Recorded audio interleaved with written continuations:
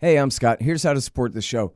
First of all, sign up for the RSS feeds, iTunes, Stitcher, and what have you. The RSS link is there at scotthorton.org.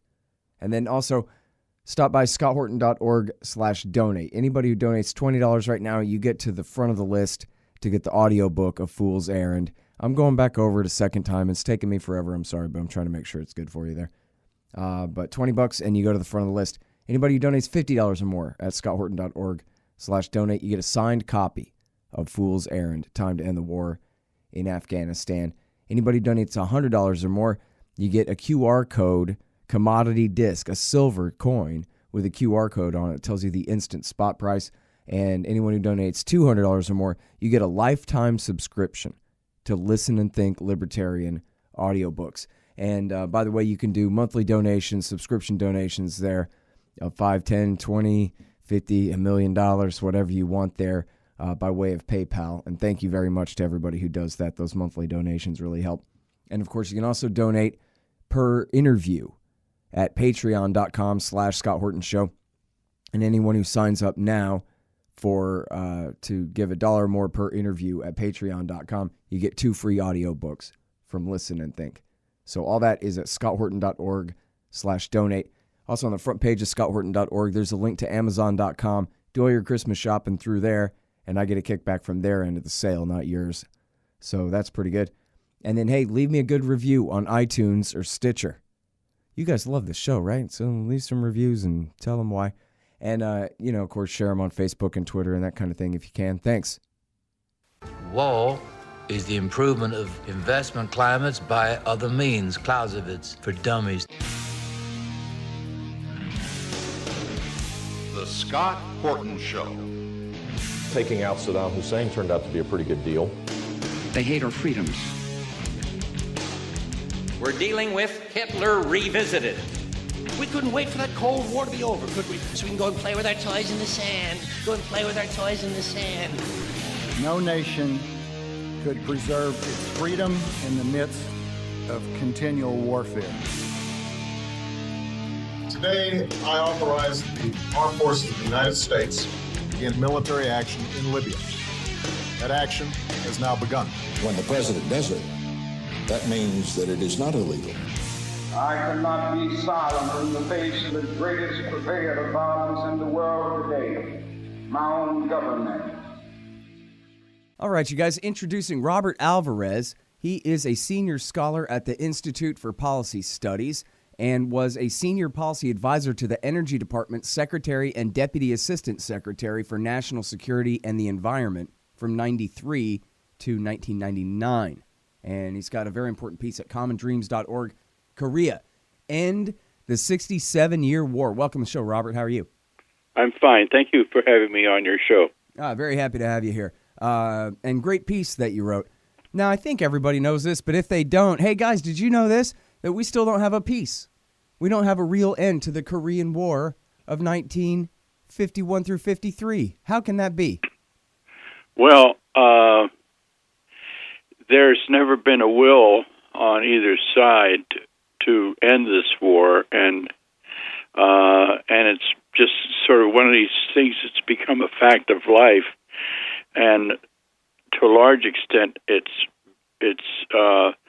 been used both by North Korea and by the United States and its allies to maintain a military regimes in this area.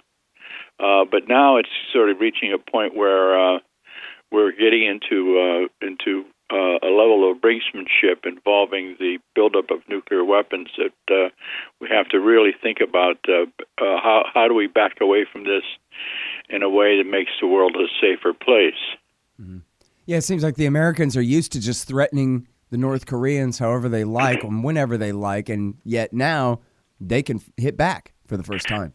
Well, I mean, one of the United States basically built up a lot of nuclear weapons in the Korean Peninsula starting in the late 1950s, and these nuclear weapons were not only aimed at North Korea but also China.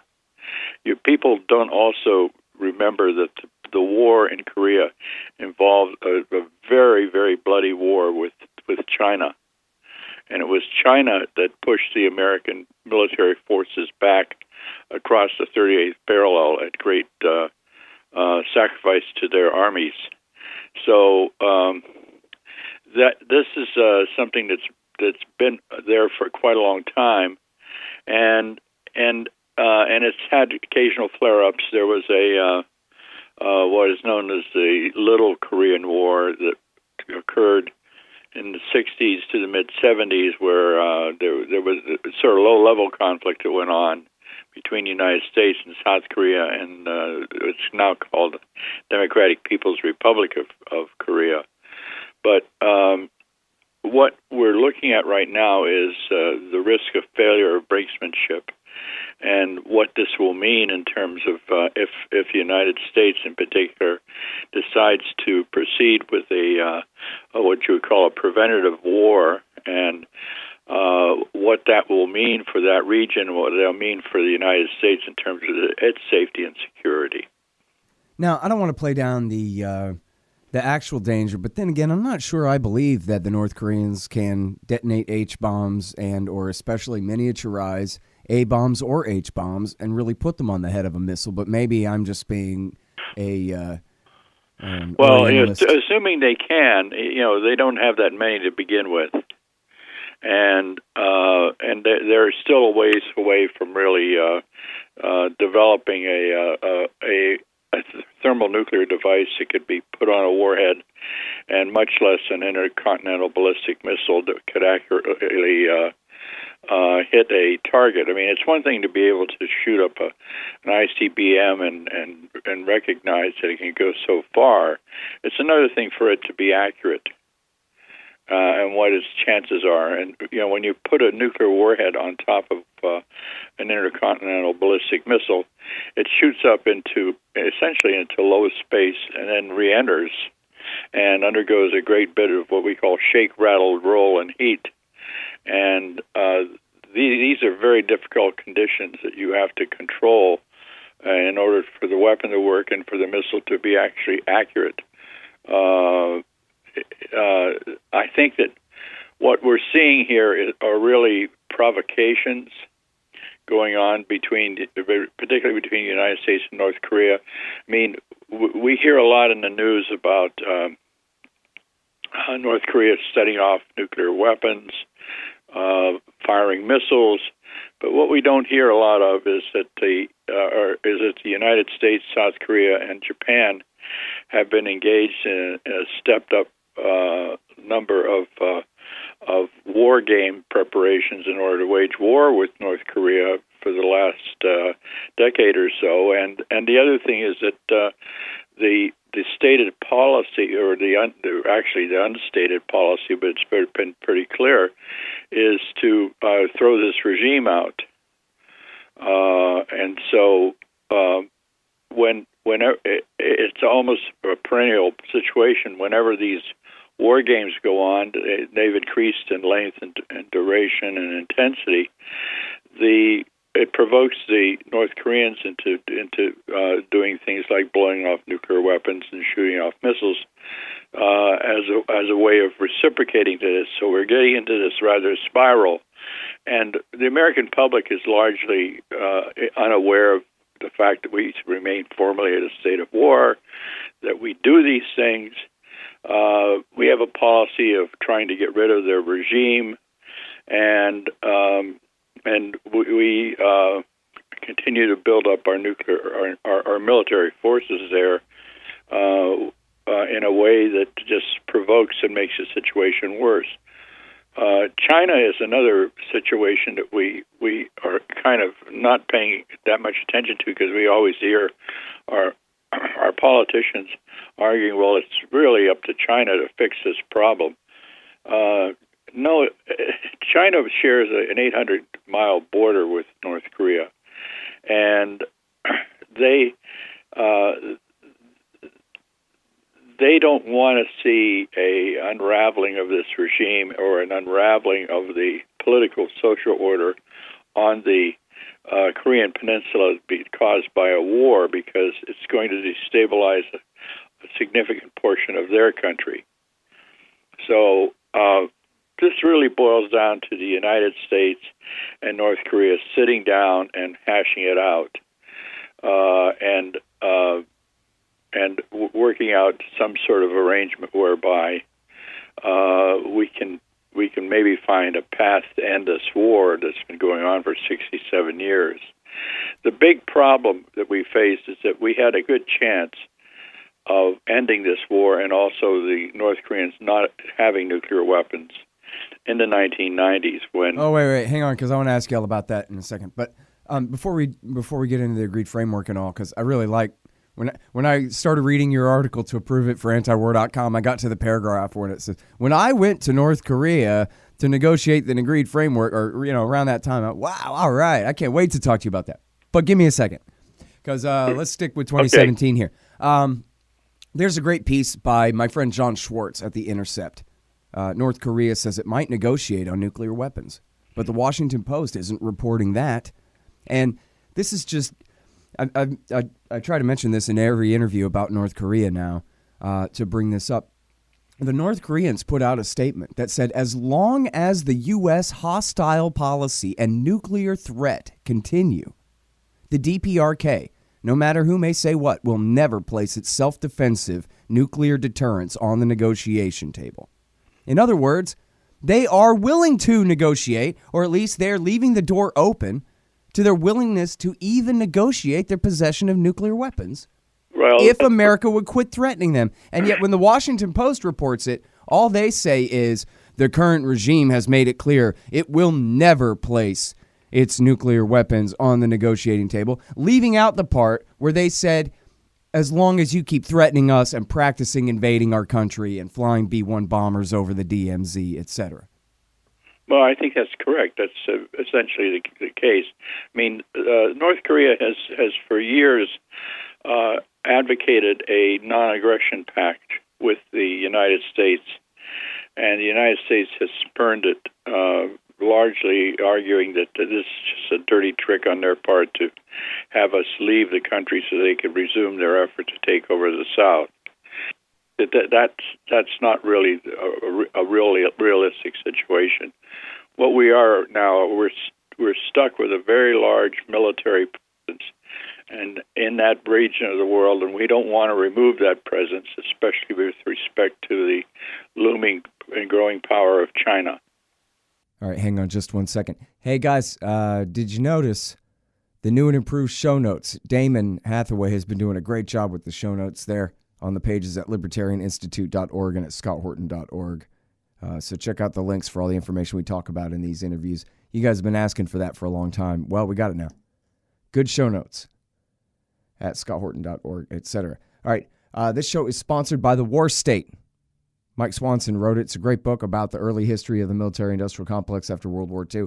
And he also gives great investment advice at wallstreetwindow.com. And when you get that advice, you want to go buy your metals from Roberts & Roberts Brokerage, Inc. That's rrbi.co. rrbi.co.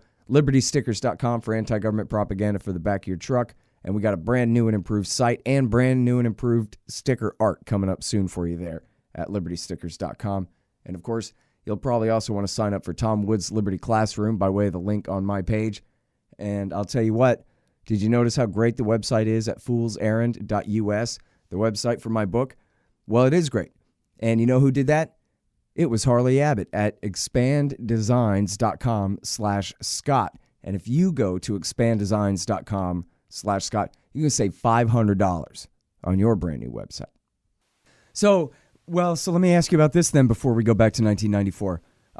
There was a piece, I need to memorize the name of the author, but anyway, it was a piece by a Hoover Institution fellow from Stanford, so a very prominent think tanker type person, writer of studies, and it was in the Los Angeles Times, and it said, and this was at the worst of when Trump was threatening fire and fury like the world has never seen, even though the world has seen the U.S. use nuclear weapons in the past, so that's a pretty high threshold. But anyway, right at the height of this brinksmanship, this author wrote a piece in the L.A. Times saying, well, you see, we could make peace with North Korea, no problem. Give them a security guarantee, drop the sanctions, open negotiations, treat them, reasonably, and figure out a way to work these things out. Yeah, of course, we could.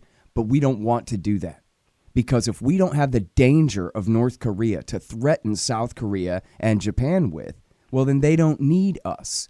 And if we made peace with North Korea, they might spin off and become independent, or God forbid, even become closer to China and under China's orbit, which would threaten the interests, not really of the American people, but of the American government and its hegemony in Asia. Well, I think there's a grain of truth in all that. I think that... Oh, and by the way, it wasn't an accusation. He was saying it was a rationalization, why this is perfectly acceptable. I understand. I think that's really a very clear-cut way and a path that I would tend to agree with, and an analysis I would tend to agree with. So he's just being more abruptly honest than most, because that was really where you ended your last statement there, right? Was, yeah, but what about China? We rather have our military force there with Korea as the excuse so that we can stay right there off of China's coast. That's right. I mean, we need to have a large force bristling with weapons because of the geopolitics of that region of the world now, and who's the big dog these days, and what better thing to have is to have somebody who you can paint as a crazy enemy. What do you think the danger is of war right now? Eric Margulies was on the show, and he was saying, well, it's not like when Bush marched us into Iraq and no one was going to stop him. This is more like no one really wants war, but we might just stumble into it anyway with our loudmouth blowhard president, numbnuts up there. Well, this is what happens if, in terms of the product of what I call failed brinksmanship. Mm-hmm. There's only a certain point at which you can rattle the saber before you pull it out and start to use it. Right. And these provocations don't help much. And so what we see happening, at least, is an increase in intensity and duration of these war games that go on twice a year, which then create this provocation by North Korea to do more things. And by the way, these provocations are also, I think, serve to as the purpose of North Korea to brutally coerce its people, because it keeps their people under a state of fear and constant fear of war. So it's a double-edged sword that's being wielded here, and to a large extent, the folks today, David Ignatius from the Washington Post actually dipped his toe in the water about whether or not maybe we ought to pull back here on what we're doing in North Korea in the Washington Post, which I began to see that these guys are recognizing that maybe there's a bright line we're approaching, that maybe we should step back. Was it apparent in that piece that maybe he was speaking for his CIA friends, or? Well, I don't know. I mean, I can't speculate about. Sometimes that's more obvious than other times. What his sources are, but when you're in Washington D.C. and you've got this, you're an op-ed writer in the area of national security. You of course have to cultivate sources in the intelligence and national security system. Well, and Ignatius especially is known really as a mouthpiece of the CIA. And a lot of times he's very open about it. Well, I was talking to my CIA friends, and they want me to tell you this or that. I tend to think that that's probably the case, but we have to be very, very careful here. And I think that I was very heartened by the fact that in August of this year, Secretary of State Tillerson made it very clear that the U.S. was not interested in regime change or doing things to undermine the North Koreans' legitimacy. And of course, this was then stomped down by Trump in his tweets, rattling the saber. So, at the heart of this issue is really a debate over whether we can engage. I mean, we're at a stage where we have to think about. We have to understand that I don't think that it's a realistic assumption that North Korea is going to remove its nuclear weapons and end this. There was a chance to do this in the 90s. We were well on our way to working that out. Mm-hmm. That's over, and now we're going to have to look at what I call a nuclear arms control agreement, where our side will take certain actions, perhaps reduce the level of intensity or the number of troops or the war games that we engage in, and the other side will refrain from their missile testing and also maybe agree to certain limits on their arsenal. Mm-hmm. All right, now, so, I mean, I guess this is crazy. It's not even part of the debate, but I like it. What if, I don't know, Ron Paul was the president by some black magic, or Donald Trump hit his head and got smart, or something happened, and he just said, you know what, I want to be friends. I'm getting on Air Force One. I'm flying to Pyongyang. Don't shoot me down. I'm coming to hug you. And then just go over there, drop the sanctions, open up trade relations, go and shake hands like they did with Mao Zedong. If they can shake hands with Mao Zedong, the worst single human that ever existed, then they can make friends with anybody, right? The Clinton administration was very close to doing that towards the end of their second term. There was a real serious effort to of setting the stage for a normalization of relationships, and the North Koreans were willing to give up their development of their missile technology and other things in exchange for recognition, a non-aggression pact, and also money, financial aid from the United States. And this was all overtaken by the 2000 elections, and then George W. Bush was president and immediately pulled the plug on all of this work and basically went on the path of regime change. Mm-hmm. Now let's talk about that, because, of course, the Agreed Framework, it's a framework, right? It was a good start on an unfinished negotiation, even by its title, right? But what exactly did the Agreed Framework do? And keep in mind that some of the audience is only 20 years old, right? They were born long after the Agreed Framework deal. I mean, what happened is that in the spring and summer of 1994, the U.S. was on a collision course with North Korea over its efforts to produce plutonium to fuel its very first nuclear weapons. And thanks to a large part to the diplomacy of former President Jimmy Carter, who met face-to-face with Kim Il-sung, the founder of North Korea, who is the grandfather of Kim Jong-un, they agreed to an outline of an agreed framework, and the United States then followed up on that with bilateral negotiations that were signed in October of 1994. And what the framework, it was the very first government-to-government agreement between the United States and North Korea. There was an actual, when you have a government-to-government agreement, there is a fact that you're actually recognizing that this government is legitimate and it's worth doing business with. So it opened the door to a possible end of the Korean War. North Korea agreed to freeze its plutonium production program in exchange for heavy fuel oil, economic cooperation, and construction of 2 modern Lightwater nuclear power plants. And eventually, North Korea's existing nuclear facilities were to be dismantled, and the used reactor fuel, which contained the plutonium, which was a business I was involved with trying to secure, would be taken out of the country. South Korea at that time also played an active role in helping prepare for the construction of 2 reactors and was trying to pave the way towards more of a rapprochement.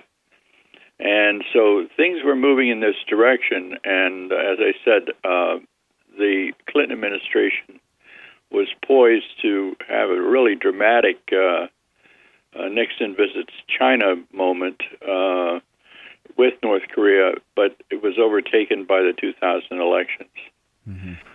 So then what happened, of course, is George W. Bush enrolled North Korea into the axis of evil, set up a national security policy that called for preemptive attacks against countries, singling out North Korea that are developing weapons of mass destruction.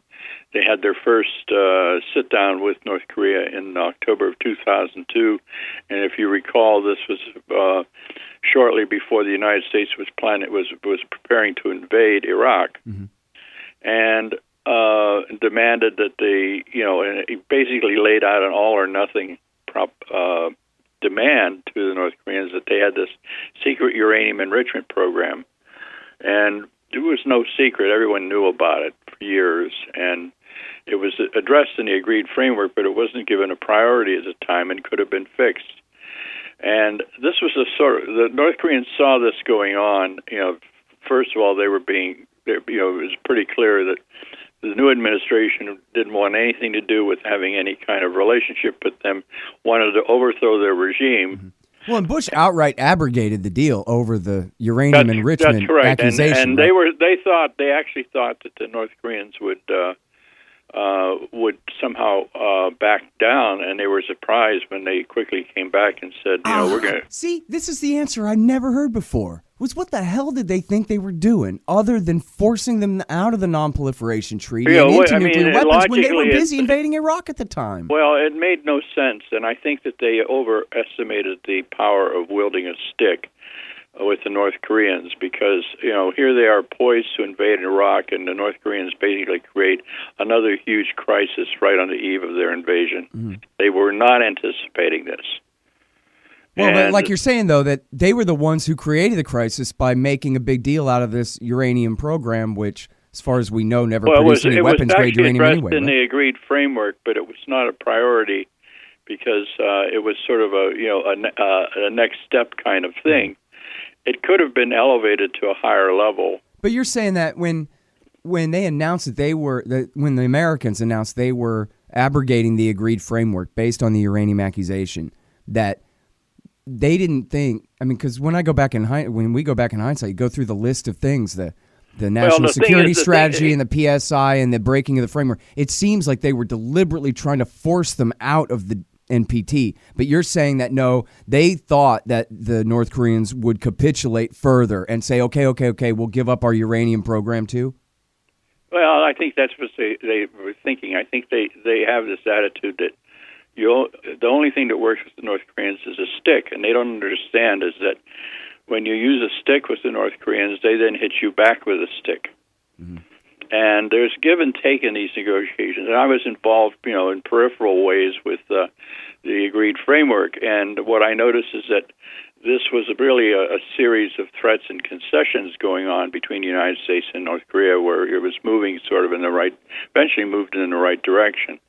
And the Bush administration people from the get-go said, no, it's our way or the highway. And North Koreans said, okay, if that's the way it's going to be, we're throwing out the inspectors. We're going to start to develop nuclear weapons. And what happened was that this set the North Koreans on the path of amassing a nuclear arsenal and eventually developing missiles that are, eventually will be capable perhaps of reaching the United States, but certainly weaponry that would be able to reach Japan and South Korea as well in the near term. So, wait, go back to 2002 for a second, if it's okay. Sorry. Yeah, sure. This is kind of a thing of mine.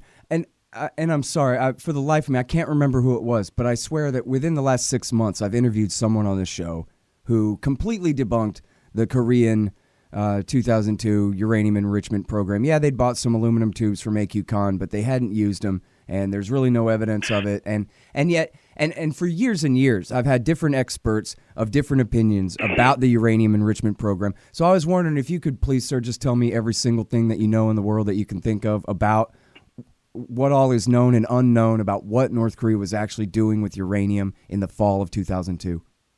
Well, I think they were definitely pursuing a uranium enrichment program.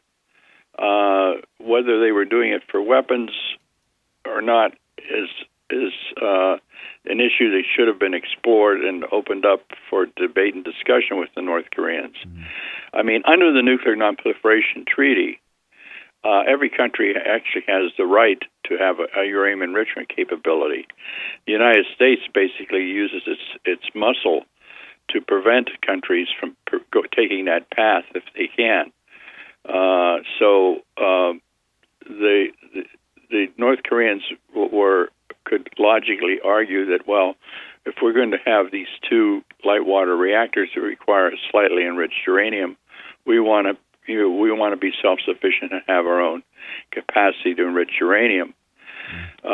These were the Lightwater reactors that Rumsfeld's company was supposed to provide them under the deal.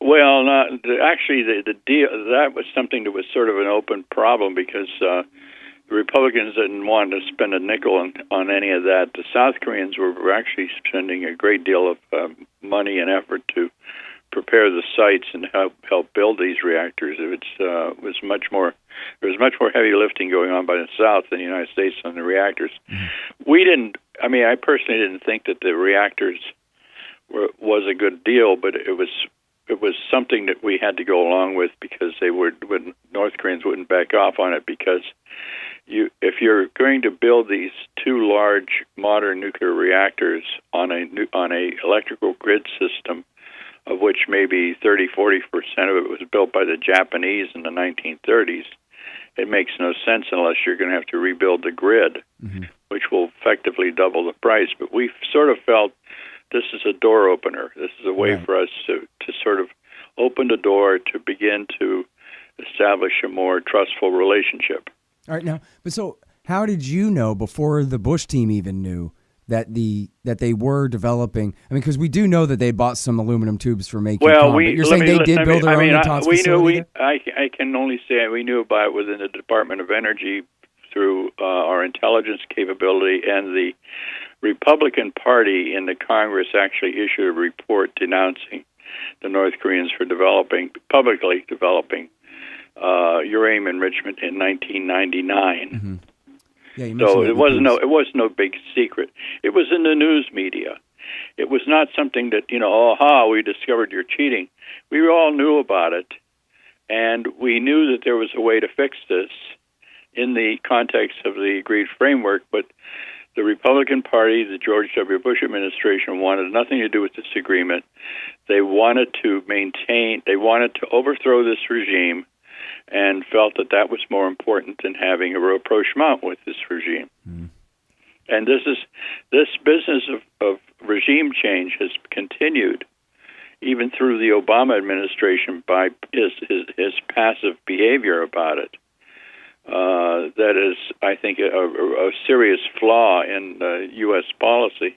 Well, and I was very surprised to hear Rex Tillerson basically explicitly say, look, we're not out to overthrow you guys, and we're not into undermining your regime. We want to, and of course Trump sort of suddenly, blew him out of the water on that through his tweets, and created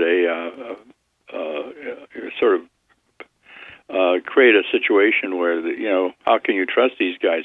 The other problem you have to understand is that we had this agreement with North Korea that went on from October of 1994 until October of 2002, and they did comply with the terms of that agreement. We had safeguards, we had security. They did not. They were taking apart their reactor. They weren't going to be producing plutonium for weapons, and that all got tossed out. And what we're now looking at is, instead of having a non-proliferation agreement that's a bilateral agreement, we're looking at some sort of perhaps multilateral, but at least bilateral agreement with arms control to limit the number of weapons they can have and the number of delivery vehicles they have in exchange for U.S. concessions. Right. That's sort of where we're at right now, and so. Well, and that's why you're here on the show today, because when I turn on TV, they go, "Oh, look, the North Koreans, they've got nukes, they've got missiles," but they always truncate the antecedents. That's Robert Higgs' phrase. I like stealing it and using it. They always just pretend, I don't know, North Korea, I guess, has always had nukes or something, or it's a crisis now, but they never explain why this is America's fault in the first place. Just like when they say, oh, Iran, but they never explain that it was the Republicans that gave Iraq to Iran. And so they are the ones in the weakest position to be demonizing Iran right now, or saying, oh no, look at the terrible consequences of what I did. Now we have to do another horrible thing. If they ever explain that context, then maybe we would stop digging this pit that much deeper. Well, the other thing that I think the sort of the bad aftermath of pulling the plug on the agreed framework is that North Koreans are going to be looking skeptically at any agreement because they don't, what they learned was that these agreements tend to have a lifespan of one presidential administration. Right. And what happens if the next administration comes in and pulls the plug on that and they get back on a war footing? Right, and I shouldn't pick on the Republicans, right? Because this is the exact same thing that happened when Bush made a deal with Gaddafi to give up his aluminum tubes that he had bought from AQCon, and it was Obama that backstabbed him. Right. So same difference. And yeah, especially with the nuclear deal with Iran now, which you talk about a nuclear deal, this makes the agreed framework look like nothing. They've double extra safeguarded Iran's nuclear program beyond all reason. That is a nuclear arms agreement. Right, yeah, that doesn't even approach arms because they're not even anywhere near arms yet, and we're making sure of that, and Trump wants to destroy that. Surrender's not good enough. Right. So. Yeah, if you were the North Koreans audience, you would be making nukes too. Else, the USA's coming.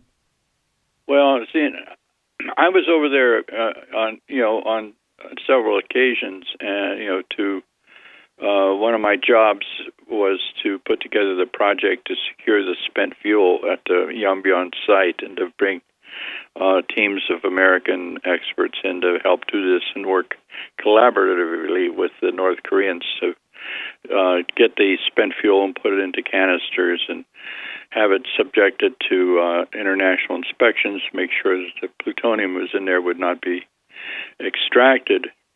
And what sort of came out of those visits was the fact that I hadn't realized that I was a little kid when the Korean War was going on, but we leveled almost all standing structures in that country over a period of 2 or 3 years, and used an enormous amount of napalm. And this has left a deep scar in the relationship between the United States and North Korea. And the North Korean regime uses this constantly to remind its citizens of the enormous harm caused by the United States. I went out jogging one morning and in Pyongyang, and people wouldn't look at me. They wouldn't, they would avoid me, and I thought, how strange is this? And discovered that in their daily newspaper they were warning people that the American devils are coming. Mm-hmm. Not to look at them, not to relate to them, and there has been a steady spoon feeding of the North Korean government to the public about the enormous harm that was caused, and it was enormous. Right. I'm really glad you brought that up, and in the article too. I think more and more when I read about North Korea, people are mentioning this. The scholarship is getting out there in the public. A little broader. It was a terrible, terrible war. I mean, the United States suffered humiliating defeats. Mm-hmm. I mean, most people, when they think of Korea, if they think of Korea at all they know is Hawkeye Pierce and Hot Lips Houlihan. And, I mean, that show was really about Vietnam, not Korea anyway. But anyway, that's all we know of it because they don't ever really talk about it on TV. Most Americans don't read. We just watch TV, and they hardly ever discuss it at all. Maybe some people know about the Incheon landing and the and this kind of thing, the Chinese volunteers coming across the border. But what you said about, we burnt down the entire northern half of that peninsula and killed millions of people. Americans don't know that. Americans have never been asked, hey, think about what if in some sci-fi fantasy, some Asian country came and killed everybody in Washington State, all of them. Would you be over that? Would you think that was a long time ago when they killed millions of us? It was also, domestically, it was a war that the politicians wanted to move on and hopefully the public would forget about because it led to a bloodbath and a sort of a standoff where there was no victory. And a lot of our GIs were coming back severely wounded. Actually, there wasn't any formal declaration of war made. It was a police action that was run through the United Nations, which the United States had held sway over.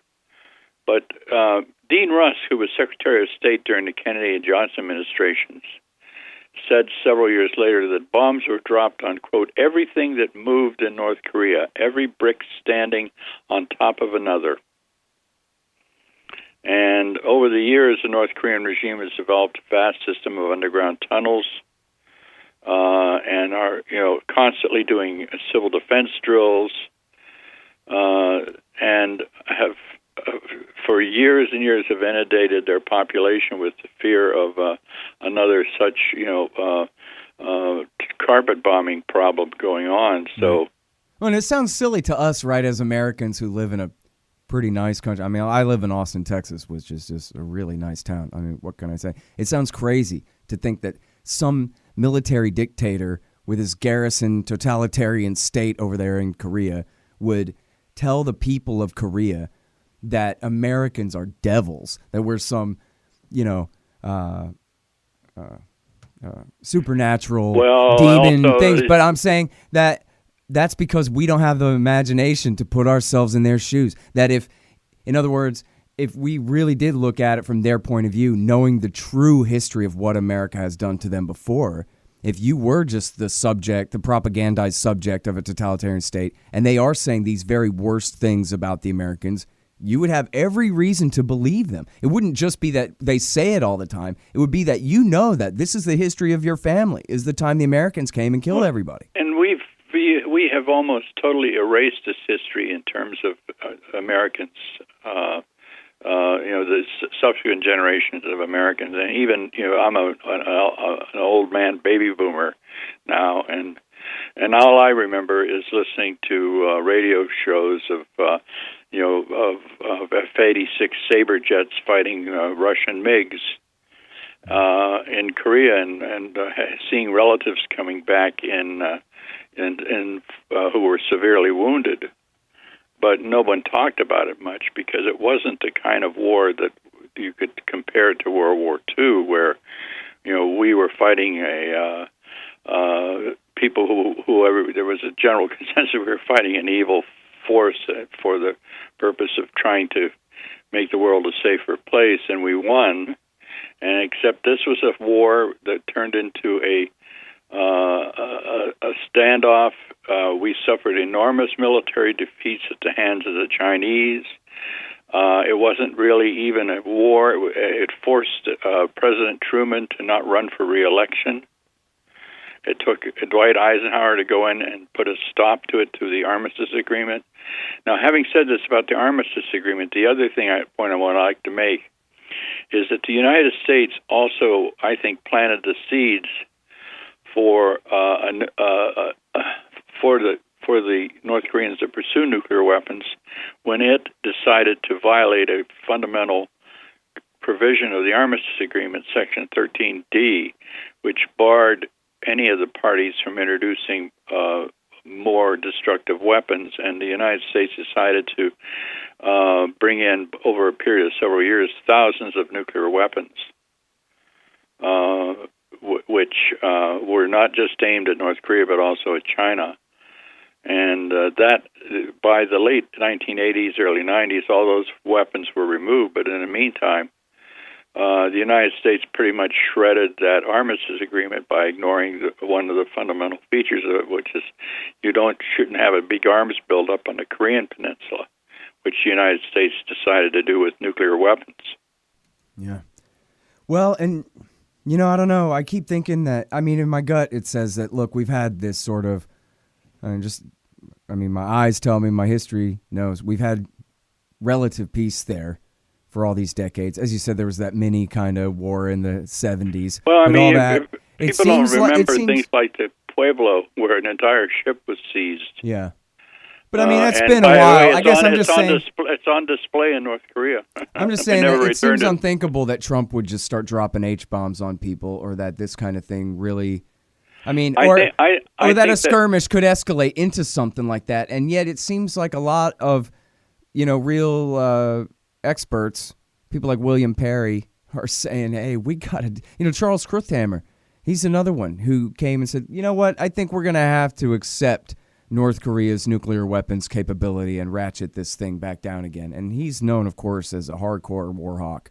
Led the parade into Iraq, I think there's a growing consensus about that. I mean, the other thing that's sort of there but not being discussed is I do not believe for a moment that if we have a major war with North Korea, that China will stand idly by and allow that regime to be destroyed. You think they would just outright intervene, or they would demand the Americans stop first? Well, I mean, we owe them $20 trillion. Yeah, that's true. I guess. I mean, there's all kinds of leverage they might want to use, but they're just not. They have an 800-mile border in Manchuria with millions and millions of ethnic Koreans, and the last thing they want to have is to have that part of their country and that part of the world destabilized and turned into a huge war zone.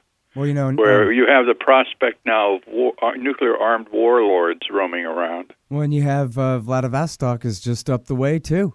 Yeah, and the Russians also share some of that border as well.